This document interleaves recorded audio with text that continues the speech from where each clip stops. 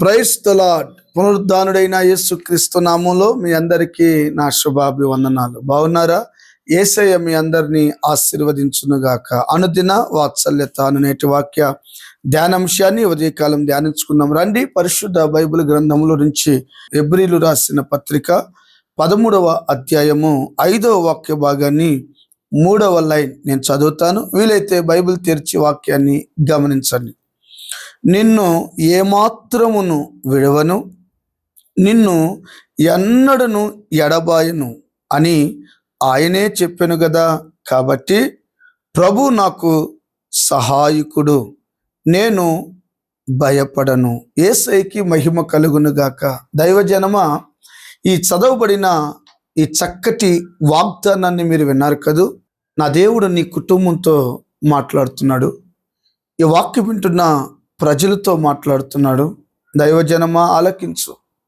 ఈ రోజున నీ జీవితంలో కన్నీళ్ళే అన్నపానాలుగా మిగిల్చబడ్డాయా? నన్ను ఎవరు పట్టించుకోవట్లేదు అనుకుంటున్నావా? అందరూ ఉన్న ఒంటరిగా బ్రతుకుతున్నానని వేదన చెందుతున్నావా? చుట్టూతో ప్రజలందరూ స్నేహితులే, శ్రేయాభిలాషులే, కానీ నాకున్న పరిస్థితులను బట్టి నన్ను విడిచిపెట్టేశారని వేదన చెందుతున్నావా? భయపడాల్సిన అవసరం లేదు. పరిశుద్ధాత్మ దేవుడు ఎన్నో వాగ్దానాలు నీ కొరకు, నా కొరకు ముందుగానే రాయించి పెట్టాడు. నేను నిన్ను విడువను, నిన్నెన్నడూ ఎడబాయను అన్నాడు. ఇంతకీ ఎవరిని విడవడు, ఎవరిని ఎడబాయడు? ఒకవేళ ఇప్పుడు నువ్వు నిస్సహాకరమైన స్థితిలో ఉన్నావేమో, కన్నీళ్ళే అన్నపానాలుగా మిగిలి గుండెల్లో ఆక్రందన కలిగి వేదన చెందుతూ బ్రతుకుతున్నావేమో తల్లి, ఓ నా తండ్రి, తమ్ముడు, నిన్నే నా దేవుడు ధైర్యపరుస్తూ అంటాడు, నేను నిన్ను విడిచిపెట్టనురా నాన్న. అమ్మా, నేను నిన్ను విడిచిపెట్టను. నేను ఎవరినో తెలుసా? నమ్మదగిన దేవుడను, నరాలాడుతున్న నరుడను కాను. నేను నిన్ను మోసం చేయడానికి నోటి మాటతో ఈ భూమికి పునాది వేసిన దేవుడను. Praise the Lord. బైబిల్లో ఒక తల్లి గురించి మీకు జ్ఞాపకం చేస్తాం. దేవుణ్ణి నమ్ముకుంది. దేవుణ్ణి నమ్ముకుంటే ఈ రోజున ప్రభువుని ఎందుకు నమ్ముకున్నారు చాలామంది అని ఆలోచిస్తే, రోగం పోవడానికి నమ్ముకున్నారు. కొంతమంది ఎందుకు దేవుడిని నమ్ముకున్నారంటే, అయ్యా పిల్లకి పెళ్లి కావాలయ్యా, అందుకే దేవుడిని నమ్ముకున్నాను అంటారు. కొంతమంది ఎందుకు చెప్తారు, అప్పులు ఎక్కువైపోయినాయి అయ్యా, మా అప్పులు తీర్చాడని దేవుడిని నమ్ముకున్నాం అంటారు. నేనంట, ఇవన్నీ ఏదో ఒక రీతిగా మనం తీర్చుకోగలం.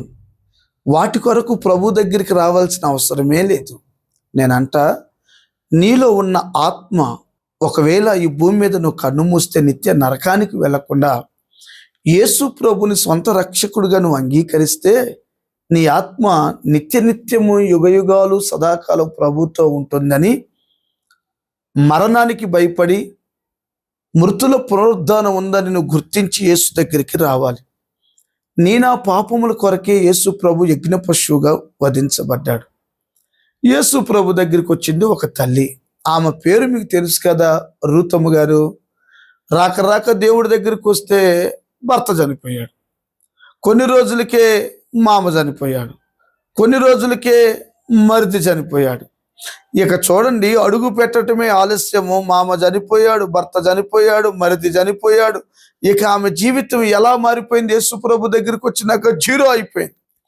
చుట్టూతో ఉన్న ప్రజలు అంటున్నారు, ఏ పాపం చేసిందో ఈ తల్లి, అడుగు పెట్టింది, పతనం అయిపోయింది ఇల్లు అంటున్నారేమో. ఈ రోజున రూతుము పడుతున్న అవస్థల్లో ఈ వాక్యం వింటున్న దైవజనమా, మీలో ఎవరైనా ఉన్నారా? భయపడొద్దు. ఆమె ఏం చేసిందో తెలుసా? నయోమినంట హత్తుకుందంట. అమ్మా, నువ్వు ఇంటికి వెళ్ళిపోయి పెళ్లి చేసుకుని మంచిగా బతుకంటే, నో అత్తమ్మా, ఆ మాట అనొద్దు. నీ దేవుడే నా దేవుడు, నీ జనమే నా జనము. నువ్వు ఎక్కడుంటావో నేను అక్కడ ఉంటాను, నువ్వెక్కడ సమాధి చేయబడతావో నేను అక్కడ సమాధి చేయబడతానని నయోమినంట హత్తుకుందంట. ఈ వాక్యం వింటున్న దైవజనమా, నువ్వు యేసయ్యని హత్తుకోవాలి, సంఘాన్ని హత్తుకోవాలి, సహవాసాన్ని హత్తుకోవాలి, వాక్యాన్ని హత్తుకోవాలి. నా దేవుడు నిన్ను ఎత్తుకుంటాడు. దేవునికి స్తోత్రం కలుగునుగాక.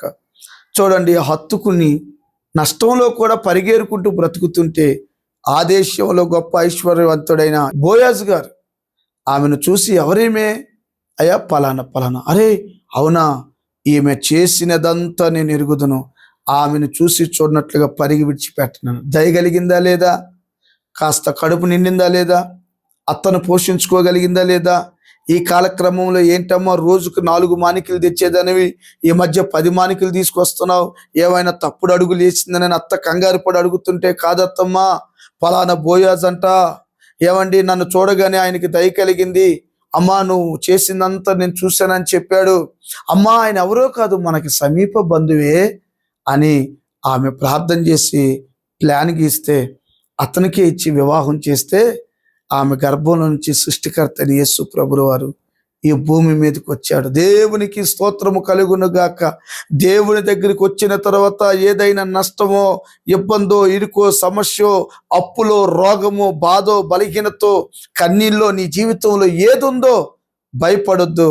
యేసయ్యని హత్తుకొని బ్రతుకు.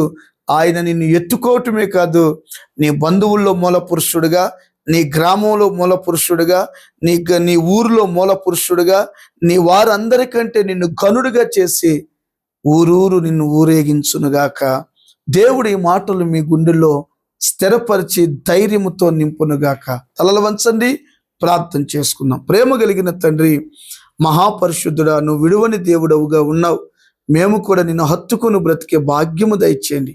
యేసు నామమున అడిగి పొంది ఉన్నాము తండ్రి, amen. Thank you. God bless you. దేవుడు మీ అందరిని దీవించునుగాక. ఆమెన్.